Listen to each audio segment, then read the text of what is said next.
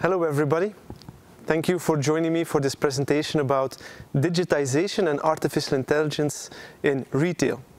My name is Dries De Dauw and I'm responsible for the Center of Excellences for Information Management and Data Analytics for the Colruyt Group.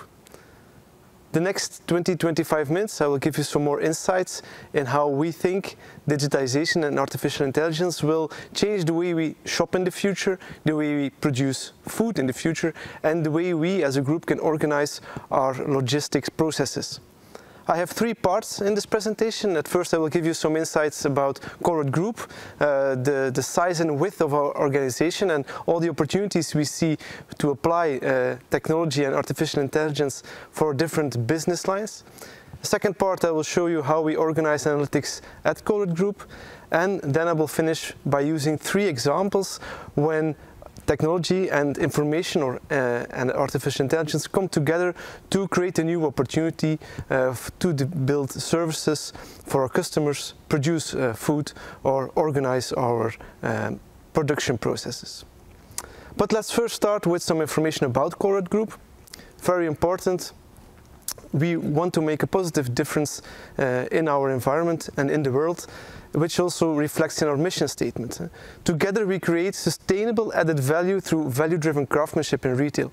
And if we talk about digitization, if we talk about artificial intelligence, we again aim to create sustainable added value and also to build that craftsmanship within our own company to apply that in retail. A lot of retail activities, a lot of retail brands as well. Most of them you probably know, some very well known within food, but we are very much present as well in non-food, in energy production. We even now have our own chain of bike shops with Bike Republic. We have specific parts of the group that focus on data and information and intelligence about food and the way we consume with our Smart with Food division. And of course, we also have some product brands which you can purchase in our food retail stores. Also some B2B activities, of course, again within food, non-food and energy. And a lot of different brands in which we are still investing. Some within food production, some specifically within data and analytics as well, with Daltix, but also investing in the health market with New Pharma. This results, of course, in some numbers. We have about 750 stores which we own ourselves. This is a lot of retail surface. And we have about 33,000 employees which operate those stores and also our central services. This makes it possible for us to have about 10 billion revenue each year and gives them some margin to invest as well in digitization and artificial intelligence, of course.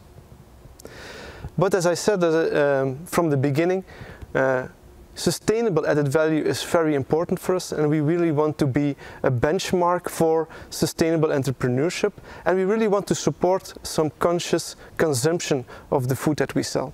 We do this by investing in our step-by-step program, which focuses on 4 themes. First of all, being health, being conscious about the need for a balanced daily diet. We want to invest in our society and help create a safe and comfortable environment for everyone, not only for us as humans, but also for animals. That's why we also want to focus on animal welfare. And of course the environment, not only looking at how we can reduce our own impact on the environment, but how we can contribute in creating, for instance, some sustainable energy sources. We report on this. This is not just something that we say. We actually report on our progress on this in our annual report, and we've been a partner and an ambassador for the Sustainable Development Goals, which were defined by the UN since 2017. So everyone who is interested, please go and take a look at our reporting on our Sustainable Development Goals in our annual report. I do truly invite you to do so. Next, let's take a look at how we organize data and analytics at Colruyt Group. As any typical company, we have an operating unit landscape. In the yellow band you can see all the different brands which we already discussed in the previous slides. The inner bands deliver a service towards those customer-facing brands. And within the center of this circle, we have a corporate operating unit where we have organized a specific division focusing on information management and analytics, which is called, of course, the Colruyt Group Data and Analytics Department, which now is about 150 people, and we grow each year. We started in 2016 with 4 or 5, now we are 150. But only information management, only analytics will not really give us this digitization which we are looking for. So we really have to work together with our IT department, our techniques department, and we have even have a specific division which is called Smart Technics, focusing on looking at opportunities for implementing digital or technology and analytics together. And then that's how we organize ourselves. Let's look at our sources. Of course, let's look at our ambition maybe first. We want to be the #1 European retailer in creating sustainable added value from information. This links, of course, to the mission statement which I mentioned previously. And a lot of information in Colruyt Group. Of course, we have all our customers, which is about 4.5 million individual Belgians, which more or less regularly use the Extra app to shop at our stores. So a lot of customer behavior, a lot of purchasing behavior which we can analyze.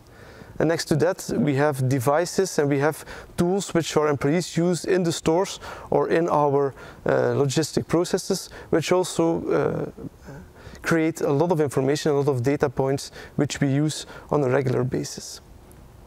Digital touch points with our customers through apps and websites. Other possible information we capture from our logistic processes, and of course also a lot of information about the food that we sell, ingredients lists and recipes which we use also. That's mostly internal data and data that we can capture internally, but we also use a lot of external data. There is a lot of open data that can be found, everything which is from the National Institute from Statistics, which is very important. It gives us insights about the situation in specific neighborhoods, what is the housing situation in a neighborhood, the education level from a specific neighborhood, even income levels from neighborhoods. And we combine this information together with, for instance, driving times. How much time it takes from a specific neighborhood to drive to the nearest Colruyt Group store. And what is the impact of this on, for instance, purchasing behavior and the turnover we can generate for each individual customer. But of course, each individual customer is also influenced by other events external, for instance, the weather, but something like big events as the World Cup. It will really have a big impact on the sales of specific goods if our Belgian national team goes far in Qatar. And these are some typical use cases in which we use this information. We do a lot of hypothesis testing. This gives us the opportunity to test out, just see if we can find what's really pushing staff turnover, or if some certain products perform well in specific areas and less in other areas. Optimization problems. Our logistical processes are a very complex system, and therefore optimization as such is an important challenge for us. Natural language processing, I will come to that in the next part, is already changing the way we work today. A specific one was COVID-19. This was really a big challenge for us, not only to understand customer behavior and to make sure that a very pinpoint specific customer behavior did not result in our forecasting making mistakes in the future. I think specifically about the sales of toilet paper in April 2019. Fortunately, we were able to isolate this event so that in 2020, 2021 and 2022 we did not foresee huge amounts of toilet paper to be sold again, because of course this was a very exceptional situation. But also the need for ourselves to understand the impact of the virus on our own population. Would we have or will we have enough employees in our shops, in our distribution centers to actually do what we need to do? So we had to build our own viral models, which are, of course are different than the models which we could find from our national healthcare institutes. Forecasting is core business for our data science and data science engineering teams. At least 1/3 or even half of our data scientists are working daily on our forecasting capability. We of course have turnover forecasts and financial forecasts, but we actually do make a daily forecast on the more than 50,000 individual items we have in our stores each day. This is a huge amount of data that needs to be processed and a huge amount of calculation capacity, of course, that we need to make sure that our purchasing departments know how many goods to buy from each supplier to have enough food on the shelves, let's say.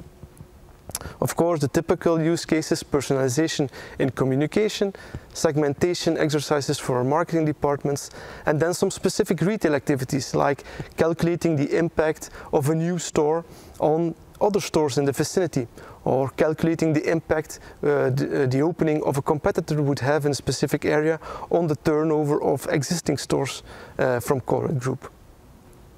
So a lot of use cases for our data science teams, a lot of data to be processed. But of course, what would be the impact on future retail and our customers and the services that we deliver? And I have 3 examples in which we show that an evolution in technology combined with some artificial intelligence can really change the way we look at retail. Let's start with a small movie for this first example.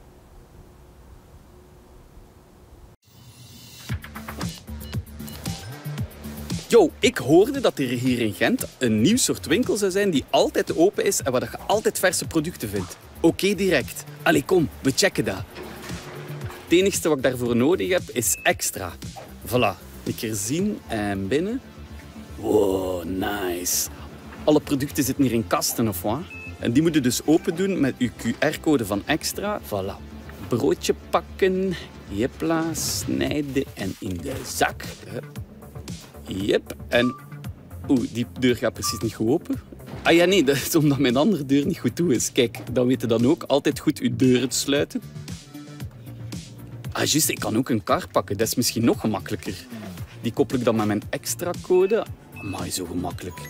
Kijk, en je kunt er ook de deur mee open doen. Check dat, maat. En is dat nu allemaal echt vers?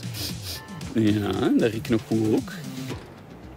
En slimme rekken, zie hier. Die weten dus automatisch wat ik pak of wat ik terugzet. En ik kan dat ook nog een keer zien hier aan de infokiosk.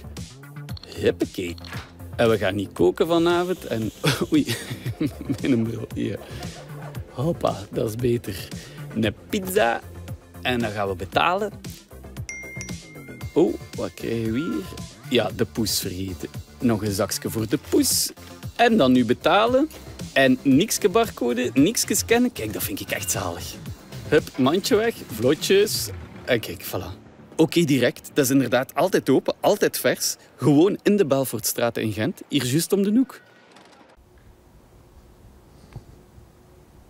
So in this specific example, we create a smart environment using sensors and scanners, which is then able to interact differently with humans.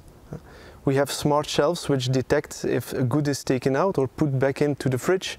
We use the scanners to identify our customers using the extra card. And so we are able to create a shop which is open 24/7, something which previously was not really feasible. And the same goes for our distribution centers. Since years we already have a dark warehouse in Oligny where everything is fully automated. Goods are picked up from a lorry and then put on a conveyor belt, and no human interaction is actually needed to make sure that those pallets are then redistributed, stored, and if needed, repackaged to be sent to our stores. Also in our food production we have huge machines which are capable of putting a giant salami on the one hand and then getting a perfectly packaged, sliced package of salami on the other side, in which we use sensors all the time. We measure temperature, we measure speed, we even take a photo of the end product to make sure that the heat seal was done correctly. And this will of course let us focus on quality, output and safety. A second example focuses more on identifying what you're saying on speech and natural language. Let's take a small look at this video.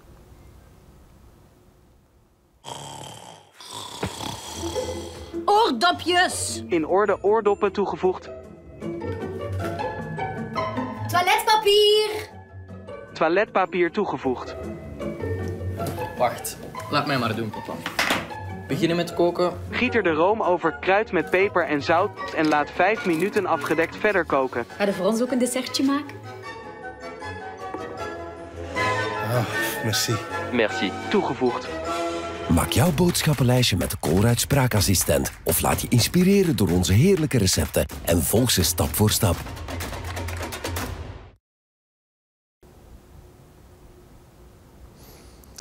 So in this example, we did not develop the voice recognition technology ourselves. We use, of course, the support from a partner to identify what's being said. Afterwards, of course, this voice is being translated into text, and interpreting this text takes some intelligence to automate any response on it. And this is already changing the way, for instance, we handle incoming emails.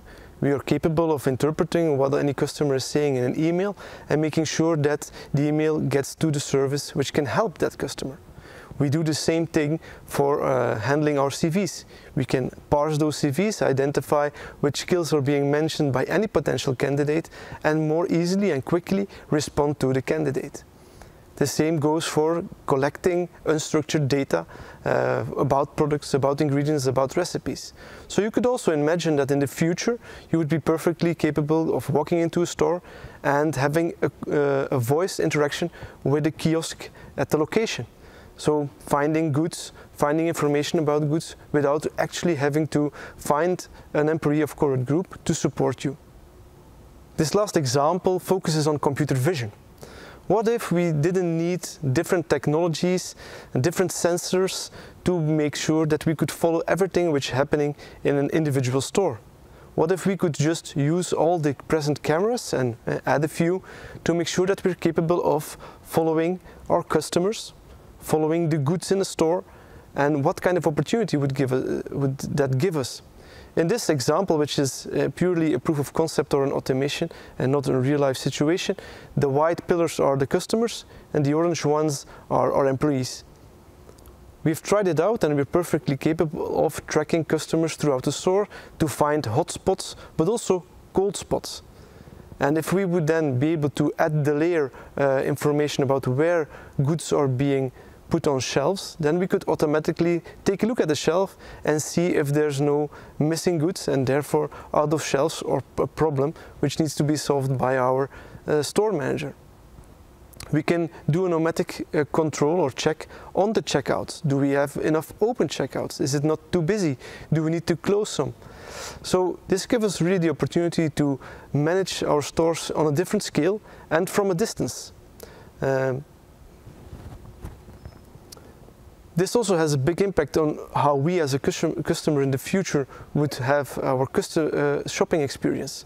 We could use product recognition, which we also already tried out in our store in Kortrijk with fruit and vegetable recognition a couple of years ago, where at the checkout you could put your fruit and vegetables in a basket. A camera would automatically detect which kind of fruit or vegetable it was and then apply the correct price on it. But you could imagine just taking a picture of an item at home, taking that picture with you in the store and have an app inform you where you could find this product, if they're still in stock, what the price would be or what even the promotions would be on that item. And so this has a big impact or potential big impact on our shopping experience. It also has a potential big impact on our operation. The digital twin animation I showed just now, but also within distribution centers, finding hotspots and cold spots and optimize the route that our order pickers would be taking, finding missing pallets, evaluating trucks, etc. And also, of course, in our food production, making sure we focus on quality and safety. So to conclude, technology that's starting to mimic our human senses, the way we as a human interpret our environment, gives us the opportunity to evaluate a situation from a distance and much larger scale than we were used to or able to in the past. Given the fact that also this technology becomes more available and increasingly cheaper, I'm convinced that we will see more of these applications in the coming years within retail. Some closing thoughts, because I get this question a lot, is about, of course, all the algorithms we are building, the artificial intelligence we are building, and the ethical impact of this.